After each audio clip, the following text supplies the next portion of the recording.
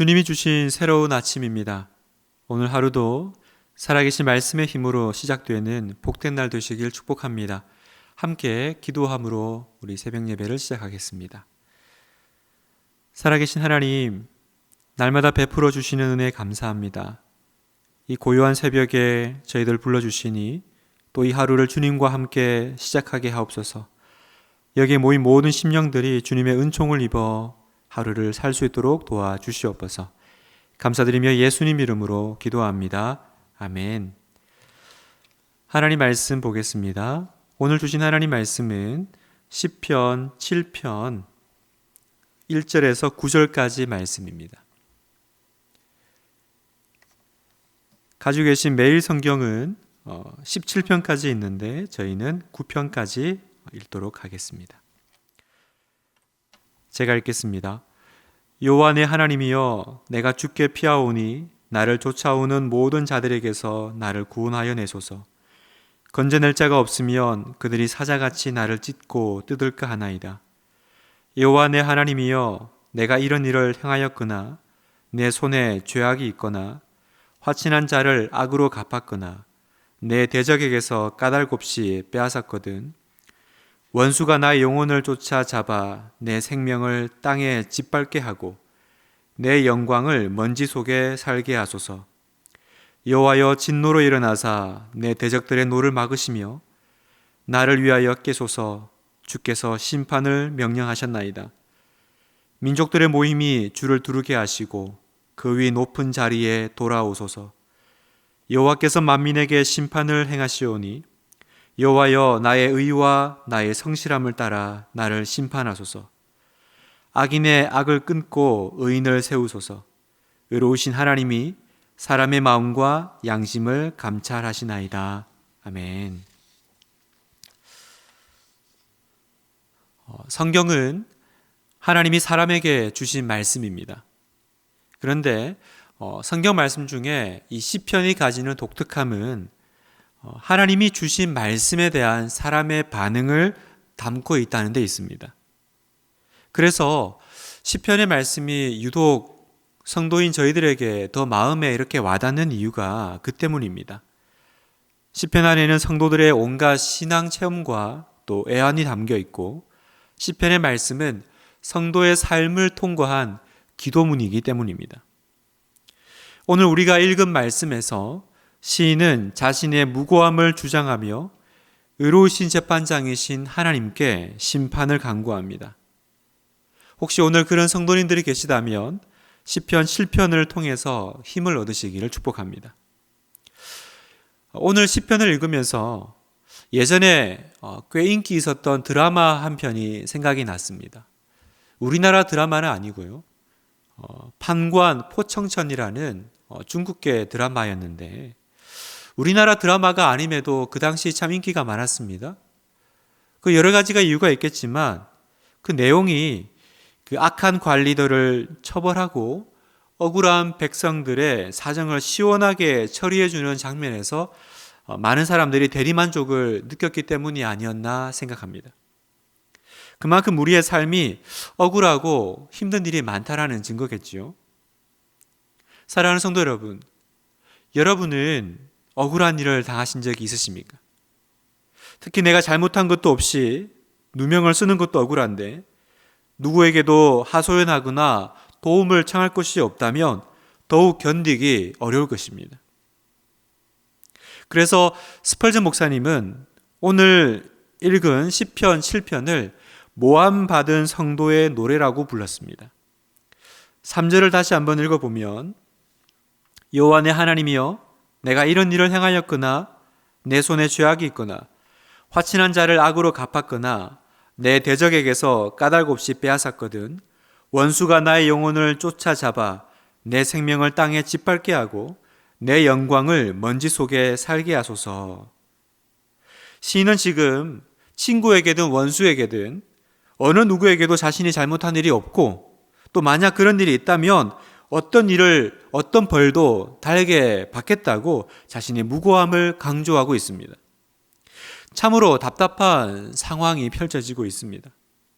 이처럼 억울하고 또 불행한 상황이 나의 상황이 될 수도 있습니다. 만약에 이것이 나의 상황이 된다면, 오늘 아침에 이 시편의 내용이 나의 마음을 표현하고 있다면, 그렇다면 우리는 이 새벽에 어디서 힘을 얻어야 할까요? 오늘 시편 7편은 이렇게 말씀합니다. 당신이 이런 상황에 있다면 성도는 내 인생에 하나님께서 마지막 재판관이 되어주심을 믿을 때 힘을 얻을 수 있다, 이렇게 말씀합니다. 7절, 8절입니다. 민족들의 모임이 주를 두르게 하시고 그 위 높은 자리에 돌아오소서. 여호와께서 만민에게 심판을 행하시오니 여호와여, 나의 의와 나의 성실함을 따라 나를 심판하소서. 여기서 시인이 말하는 그 위 높은 자리는 판사의 자리를 의미합니다. 다시 말해서 시인은 지금 하나님께 재판관의 자리로 돌아와 달라고 부탁하고 있습니다. 그리고 나의 이 의를 따라서, 이 무죄한 삶을 따라서 심판해 달라고 요청합니다. 사랑하는 성도 여러분, 하나님이 내 삶의 마지막 판결자라는 사실에 위로를 받으십니까? 수많은 사람들의 평가와 이야기는 결국 하나님의 판결 앞에 입을 다물게 될 것입니다. 결국 종국에 가서는 내 삶을 평가해 주실 분이 있다는 사실은 오늘 나의 자리에서 묵묵히 걸어가고 살아갈 힘을 줍니다. 결국 하나님이 알아주시면 되는 것 아니겠습니까?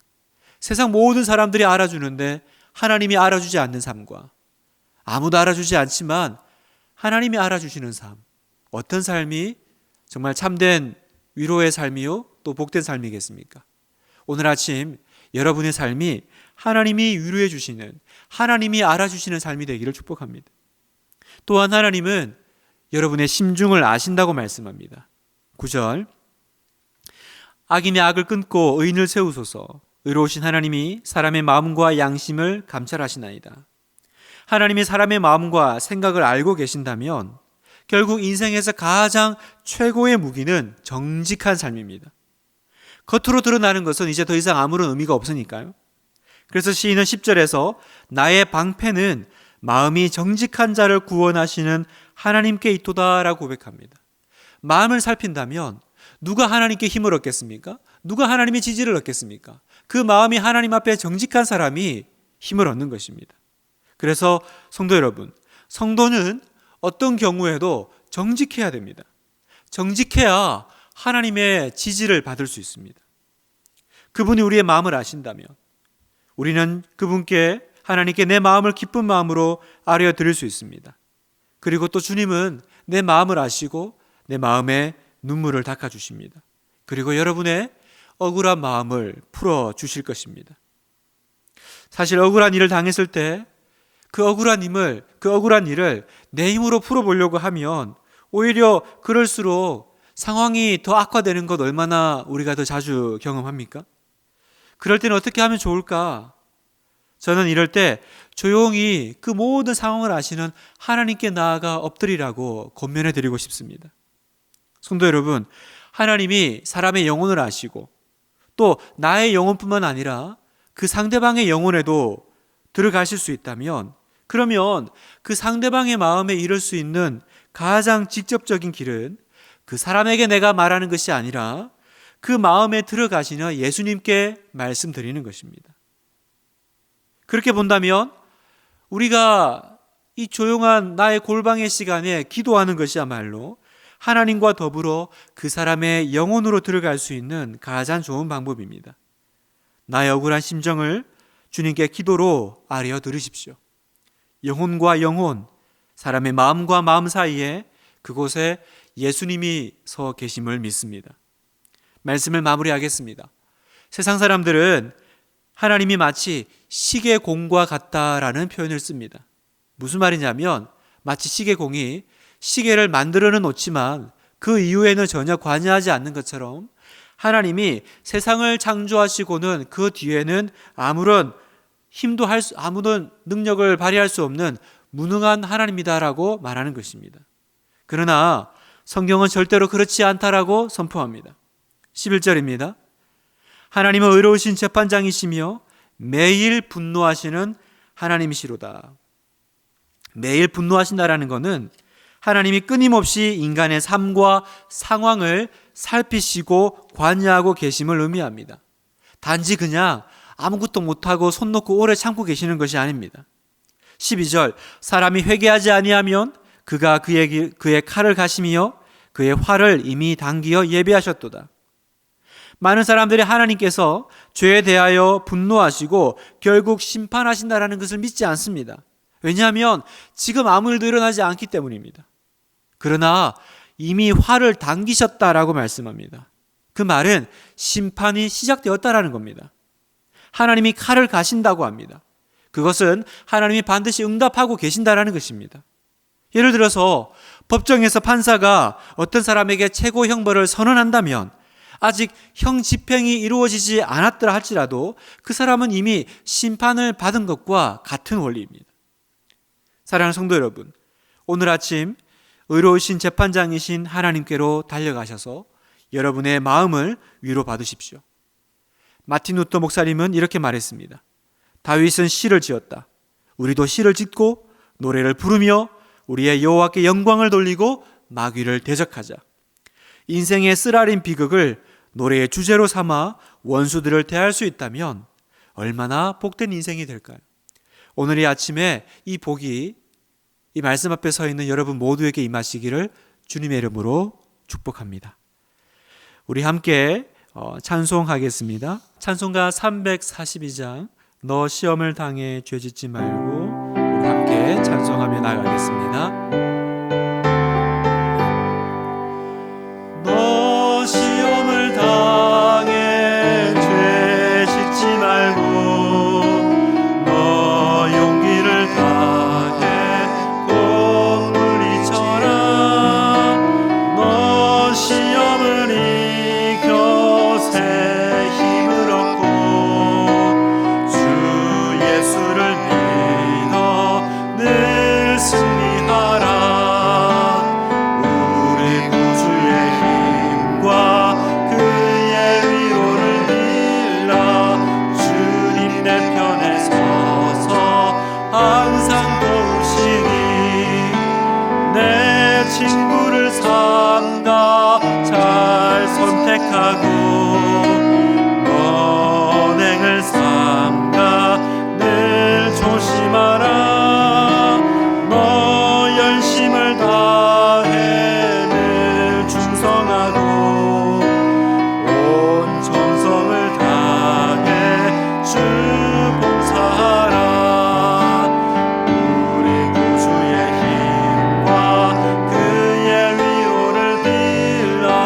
주님 내 편에 서서 항상 도우시니 잘 이기는 자는 상 받으리니 너 낙심치 말고 늘 전진하라. 내 구세주 예수 힘 주시리니 주 예수를 믿어 늘 승리하라. 우리 구주의 힘과 그의 위로를 빌라. 주님 내 편에 서서 항상 도우시리. 아멘. 주님 내 편에 서서 항상 도우실 줄 믿습니다. 오늘 주신 말씀 또 우리 생각하면서 우리 결단하면서 함께 기도하기를 원합니다. 우리 화면에 나와 있는 기도 제목 가지고 우리 기도하며 나가겠습니다. 기도하겠습니다.